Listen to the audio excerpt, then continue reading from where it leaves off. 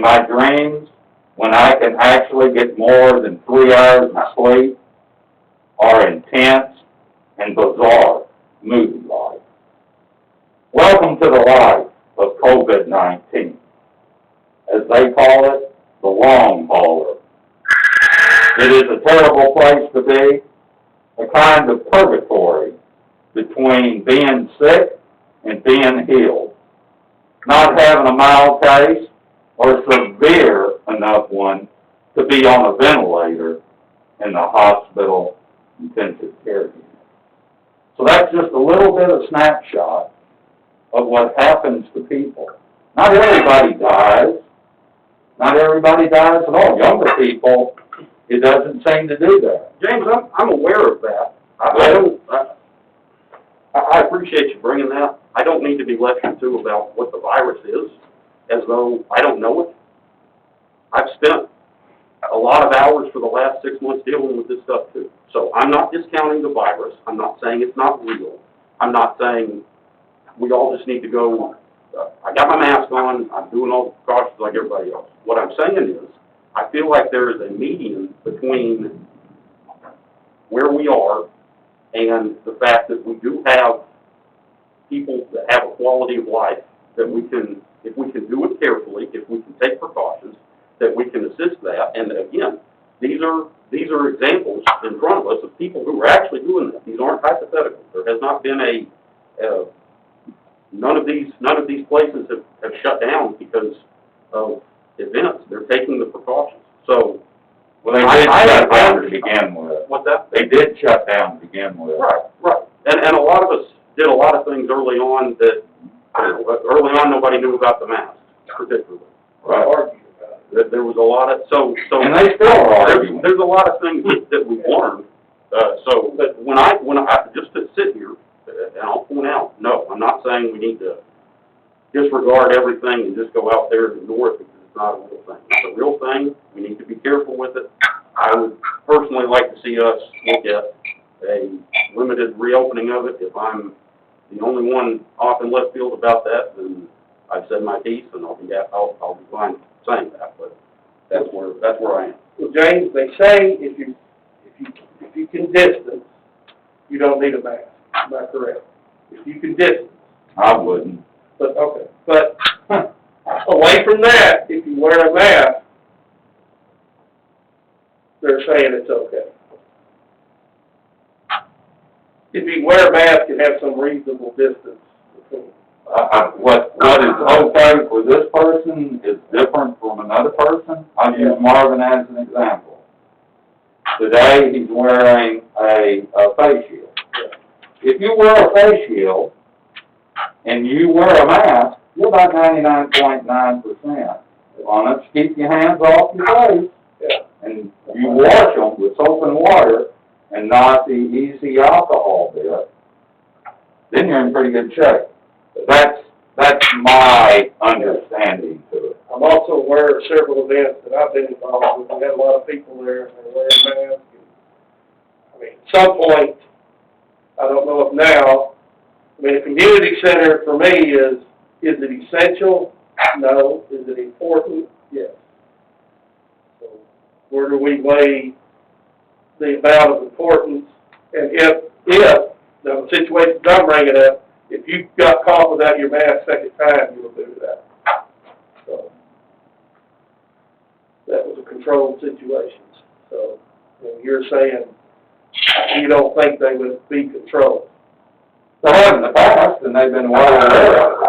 I mean, all the way down to taking masks off. I get a phone call from somebody saying, well, they're not wearing masks down here, and they're working with the public. Yeah. I even had one person that is running for council in this election. He volunteered his time. He came, and I was directing traffic with Chris, and he came back pretty mad and said, I'm sorry, I'm not going to work down here anymore and do this because they're not wearing a mask. He said, I've done all of this to keep my family safe, and it went on and on. Okay, we're gonna move on. Joe, you wanna make a motion? I said my piece. My issue is that, the age of the people that are primarily using that thing, and I know Sharon's mom's been at home, she hasn't been able to visit her mom since May. And you see all the problems with some of these nursing homes and the, convalescent homes, or whatever you wanna call them, where these elderly people, and it just, once it starts, it just takes over those things. I struggle with what I feel like, whether I'm safe or not, based on, if we open it up, we shut the library down under the auspice that we didn't have the staff there to clean it after people were using it, with this, how gonna clean the community center that way, if we couldn't do the library that way. Even with the age of the people normally that are using that most often are the ones that are in that age group that are most susceptible to that disease. I bet you, do we have, if we open it up and someone claims that they got, grandma went in there and got it, or granddad got it, we open the city up to liability for that? No, there's no liability on the city part. Yeah, and I'm not gonna promise you won't get sued, but you do have some immunity that would come into play. Okay. And Dan, you're exactly right about the elderly. 8 out of 10 people, COVID-19 deaths reported in the U.S. has been in adults 65 years old or older. And that's from the CDC. Well, we've heard all of that. It's what does council wanna do with it? My opinion, a few more weeks would not hurt anything, but that's just what our council chooses to do. Pardon? You agree with that, Joe? You want that off to the next council meeting? We could do that and invite Shirley to, or see if Is there anything on here, is there anything on here that you would feel comfortable them trying? Nothing in the list? I mean, our rules are still, down. The only thing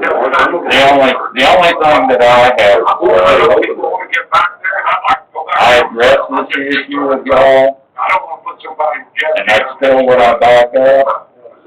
And Joe, I'm sorry if you felt like I was preaching to the choir, because that was not what I was doing. No, I know, you're good. You don't, no apology necessary. Well, I'm just letting you know. James is doing the job that he's supposed to be doing I agree. and I think that. I'd like to table this to the next council meeting. I'm good with that. Just to not say yes and not say no, just table it. Is that all right? What the rest of the council wanna do? Hello? Steve, Darren, we haven't heard from y'all. No action. No action. Pardon? No action. He said no action. No, I said no action. Okay. I'd like them to take the time to figure out where we can move them to from the library. Okay, no action item number 13, number 14, council members' questions, comments, announcements. Marvin, I don't see the thing you put on here to update the council or anything. You want to do that at this time? Have anything other? Only thing I would have to tell the council is I've been working with, as you know, River Oaks News no longer is. And I've been working with them to get a page on Suburban News for the River Oaks and to get it out to our citizens. I'm hoping to get the final go-ahead for that here this week probably, and get the notice out to our customers. So we can have some kind of news out there, but it'll be tied in with Suburban News. It won't be its own paper, but it will have its own page. So I just wanted to let y'all know that. Would there be a cost to the city? Yeah, when I do the legal notices, there will be, but not near the cost.